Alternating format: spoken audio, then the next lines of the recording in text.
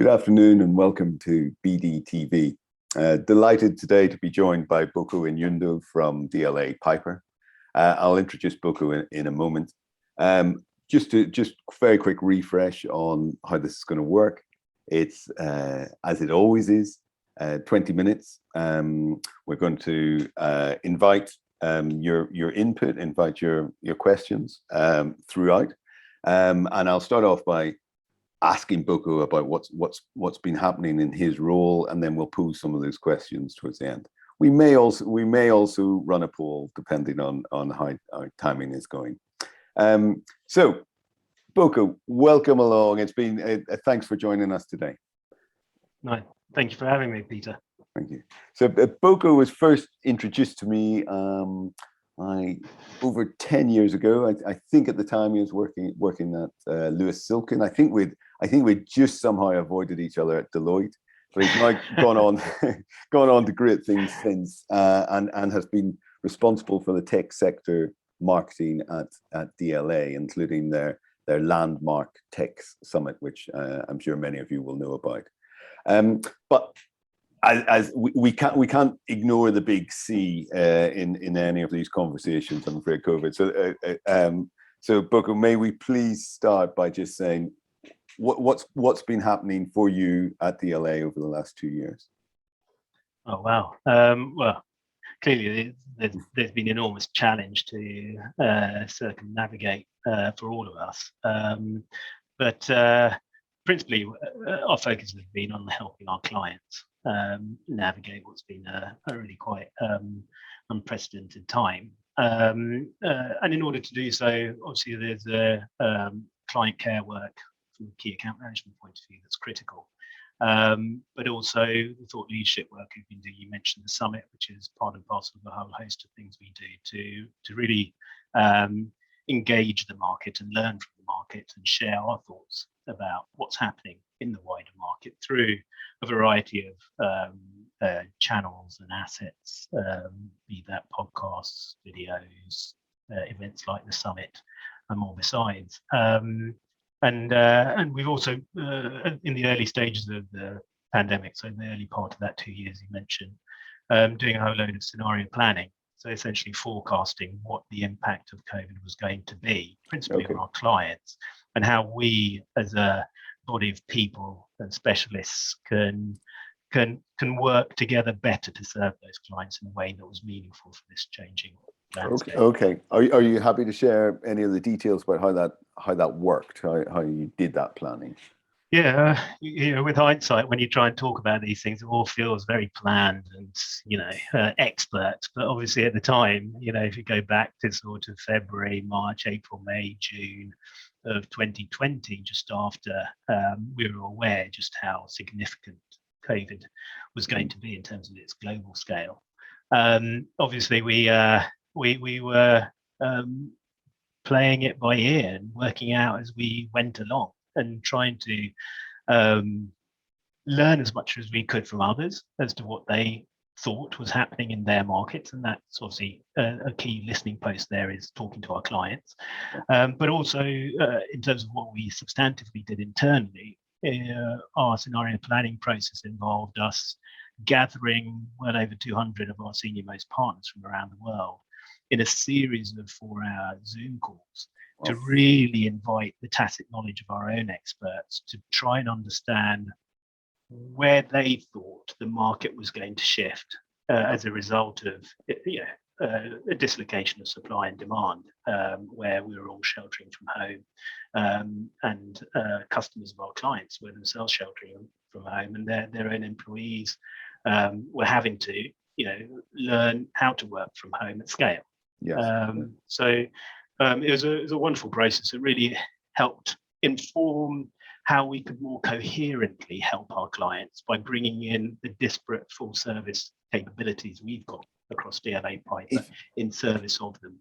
Boko, if you're able to bring some sort of consensus from 200 law partners around the globe, you're a better man than I am. I'll often sit in a room with 5 or 6 who will argue over an apostrophe or a comma till the cows come home.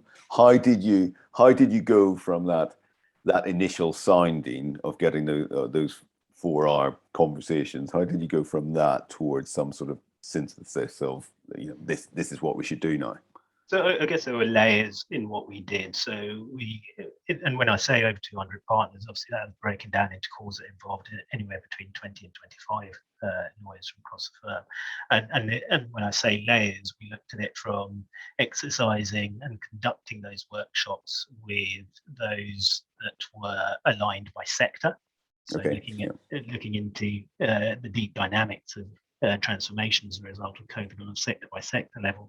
But we also set a baseline before we did that by talking to a really diverse group of lawyers from across different practice groups, different locations and different industry groups, so that we could at least establish some sort of a baseline from which to work on of the various scenarios that could unfold as a result of the pandemic. And remember, this is in the early days. This is sort of lockdown 1.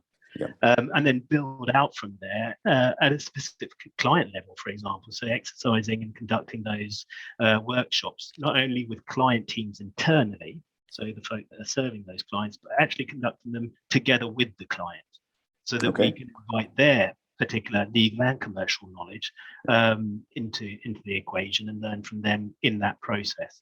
And so there were different ways, in a sense, cutting the cake to invite that tacit knowledge in. But obviously somebody had to then aggregate that knowledge and try and discern, if you like, the common threads. Because some of those common threads then influence, for example, how we structure ourselves, how we literally message to those clients as to how we can help, how we integrate our services in a way that is actually meaningful for that particular client, because different clients would have different needs depending on how COVID was impacting them. So there were some industries that were absolutely not for six, and they had to access, for example, government stimulus programs in order to survive. And there were others that were actually in growth mode, because they were in a sense fit for purpose for that new reality. No, the simple my simple brain would think of the fact that DLA is strong in tech, and the fact that you're leading that sector, that as a sector across the board, it would have had a good pandemic. Is that an oversimplification? Yes, because nothing's ever binary, and in a sense, that's what makes life interesting, isn't it? So yeah, there were tech businesses that were clearly imperiled as a result of what happened with the pandemic. But in general terms, if you look at, for example, revenue at DLA Piper, you're looking at a tech sector that was growing upwards of 30% at a time when many were facing quite the opposite experience. And so, I mean, the sheer amount of growth when you just look at a revenue line. I'd like to think it was all because of Boko, but clearly it wasn't. It was everything to do with the market events that demanded technology as a means of navigating one's way out of it, irrespective of what sector you sat in. And so you saw our technology transactions lawyers really ramp up in terms of their experience of the demand from the clients, and that played through in terms of revenue over the last 2 years. Yes, and I'm going to ask you a multi-layered question. This is what I run workshops every week to try and stop people doing that. But let me flag it, and then we'll go through them one by one, if we may. I'd love to know one or two of the landmark findings from this. And I know there's been a lot of reports and feedback to the executive board and decisions made, but just one or two takeaways that would be interesting to our body of 100 plus marketing and BD leaders, who will be watching this. And then without it, we're keen, of course, for this not to be too much of a bang the drum for DLA. So what you think beyond DLA, people leading other professional firms need to be taken away from what you've seen over the last 2 years. So first of all, if we may start, Boko, were there one or two findings that you think, well, actually I'm delighted we've done this, and this is going to make a fundamental impact about how we do business going forward? Yeah. Again, take yourself back 2 years when no one really knew what was going on. I think in that environment, having often colleagues who perhaps hadn't even talked to each other in the many years they'd been working with each other at DLA Piper, got the opportunity to jump on 4-hour calls and learn about each other's expertise, and through that expert lens, what they think COVID meant to their clients' futures. I think one of the things that was really important out of that process was building a sense of empathy for one another across different business units, as all of those business units looked to serve, even oftentimes, the same client. Okay. And so it's an internal empathy, because we've had lots of people talking about, early COVID, we wanted to display our empathy with clients. This was actually across departments and offices. Absolutely. There is the dynamic of empathy with clients, which I think is even more important, because there's oftentimes on the supply side of any industry where you think the world is shaped by what you do. But in reality, the world is shaped by, the client you serve.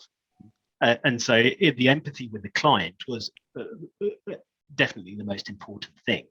But in a business like ours, which is operating in over 80 offices around the world, over 40 countries, just bringing people together to understand each other's perspective in a facilitated and a coordinated and a cohesive way, and then having outputs from that process that give everybody, irrespective of what the location they're in or the sector they're serving or the practice group they sit in, empathy and understanding of how best to serve the client, who themselves may be looking for services from all or just a couple or one of those business units. And so that I think it's almost a sense of a collective understanding of how we can help clients, rather than us all running off an ambulance chasing with the same person. Yeah. Okay. Fascinating. And yeah, I think, I laughed when you said that these people probably, some of them had never spoken to each other, never seen each other's faces live before, I suppose, before this. Absolutely. Because this, I've naturally, intuitively, I've thought it's going to be difficult for firms of your size to keep that sense of what is it that makes us distinct, and what is it that is our glue as an organization as we come out of COVID again. But I suppose that's one of the upsides. But how else do you think the larger international law and accounting firms are going to keep that sense of who they are, that badge and that brand that they've fought so hard for? Yeah, it's a really important question, probably not just for law firms and law firms our size, but any company really, is understanding the role culture plays in being that glue, and what then feeds that culture, and how you nurture it in a truly positive way. Now, again, COVID was such a historic and unprecedented market event that almost everybody had to coalesce around one another to really understand what action to take to try and do whatever they did better, in our case, serving our clients. And so, if you like, the silent hand of the market, in the sense, is usually the best instrument to get people to integrate and work together. But equally, that glue became even more essential when we were all working from home and virtualized at scale all at the same time. And so if you hadn't done some early work to try and understand what culture you were trying to propagate, then I think you were. I mean, one wonderful quote I heard was, COVID exposed those that had been swimming naked. And whilst I think the quote was pertained to financials, if you're really operating a business on very little margin, and had cash flow issues, obviously COVID and literally the dislocation of supply and demand meant you were found out. But I think the same applies to culture. I think if you hadn't invested time and effort in really framing what type of a business you wanted to be culturally, I think when COVID hit, you suddenly found your workforce virtualized and actually not feeling a sense of goodwill. Yeah, that's really nicely put. I've seen that. I've seen that certainly with some of the contacts we have, where some of them have really prospered because they'd already got that value in the business, and others were found to be desperately treading water. I think there were two things that to me were really important, and I love strategy. I think strategy is a really applied skill. Whereas most people think of strategy as a meaningless word that they don't really, everyone has a different definition for it, is essentially sort of ivory tower stuff. But strategy in practice is crucial at moments like when COVID hit, because everybody has got limited resource. And actually sound and applied strategy helps you really marshal your limited resources in order to grasp the opportunity that is most relevant for your business. Yeah. So culture and strategy to me go hand in hand. But if you have neither or only one, you're less well off than if you have both. Yeah, and there's been obviously it's been an immense humanitarian crisis, but in purely commercial terms, there's been no case study quite like it in recent years as to how to reorganize resources and how to structure and marshal those resources, as you say. One thing, may I bring it right back to where you started, which is with the client. What did you find, and what do you think, sitting here 21st of October 2021, has changed in terms of how clients are buying professional services? What are there any fundamental shifts? Well, the obvious one is probably we're entering, and you can see the market entering a phase where there's going to be really quite severe economic impacts off the back of the last 2 years. And I think one has to be really conscious of how clients are under pressure. The legal team is under pressure from its board to really save money. But equally, you're looking at a regulatory environment that is in total flux. And so you need lawyers that will deeply appreciate where that flux is taking us. And so you need to both buy in services that are less costly, but with enhanced quality. And that's a conundrum. It's just more for less. Exactly. Yes. Yeah. And I think that's a really interesting conundrum to try and navigate around for the in-house legal and the general counsel or the CEO or CFO. And what do you see them doing? Anything? But do you see buyers doing anything practically to try and get more for less? And how should we all, as representing professional firms, respond? Well, the obvious example is the spend that's going towards legal tech. Yeah, I think that's a buyer business, a corporation, looking at the opportunity that technology presents to lower the cost, if you like, or drive efficiency into the process of buying in legal services, and that's interesting. I think for me, I guess to some degree, I'm voting with my feet, as you know, because I'm about to step out of DLA Piper and into, although not the legal tech world, but certainly a tech startup that really exists and has been formed to support the general counsel, the CFO, the CEO, evaluate the legal services it buys in from law firms like ours, and alternative legal providers, because I think we're entering a period where I think the in-house counsel does need a lot of help in trying to assess the market for the right type of support for utterly dislocated market. And actually, it will help law firms, which to me is the really interesting bit as well, is that law firms need to be doing the right sort of work that they were created to do. And there's lots of them out there. So if you're buying the services in from them, anyone that can help you assess and evaluate that market, both at an institutional level, but also an individual lawyer level, I think will really reap benefits.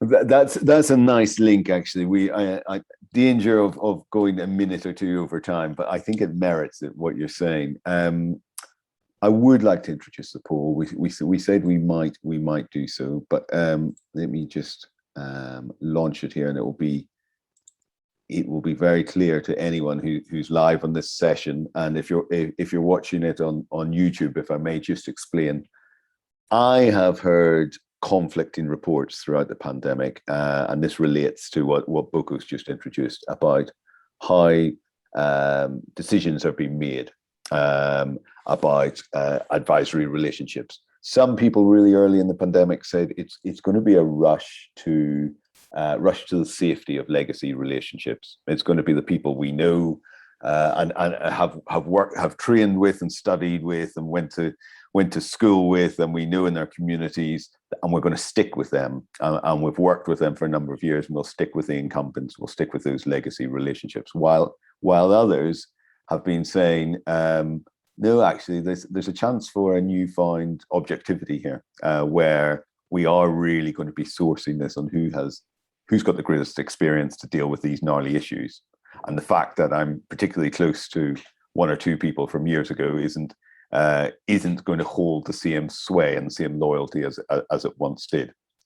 So I'm just going to give you a moment more for those of you who are watching this live now, just to give your response about, has it enhanced objectivity or not? Because the dominant reason being people want that comfort and legacy personal connections, or not because primarily people have maintained their subjective preferences, or yes, it has encouraged a more objective analysis of who offers best value.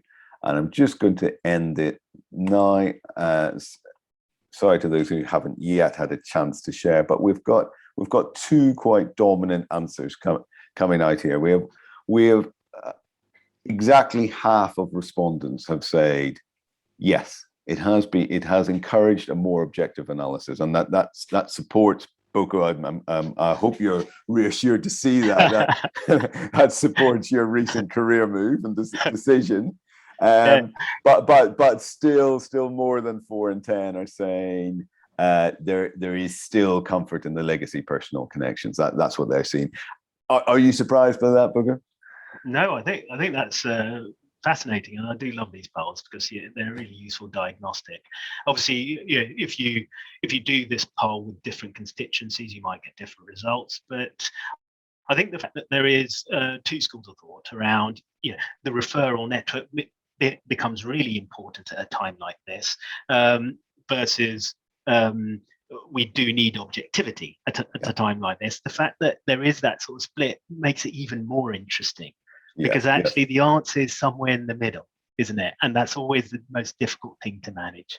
Okay. So it's not, but yes. Okay. So it's been it's that mixture of objectivity and gut, you think?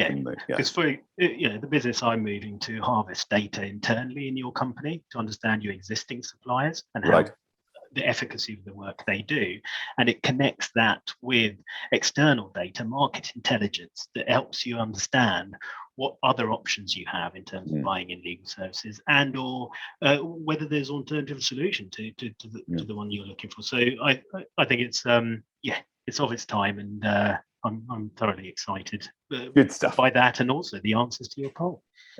Great, Boko. I knew it would be a really good conversation with you this afternoon, and you absolutely have not disappointed. I'm conscious of everyone's time. Thanks very much for joining us, Boko. Very best with your move, and thank you very much for sharing what you find today. Thank you, Peter. I was looking forward to this, and it did its job. So thank you. Great. Okay. Take care, everyone. Good afternoon.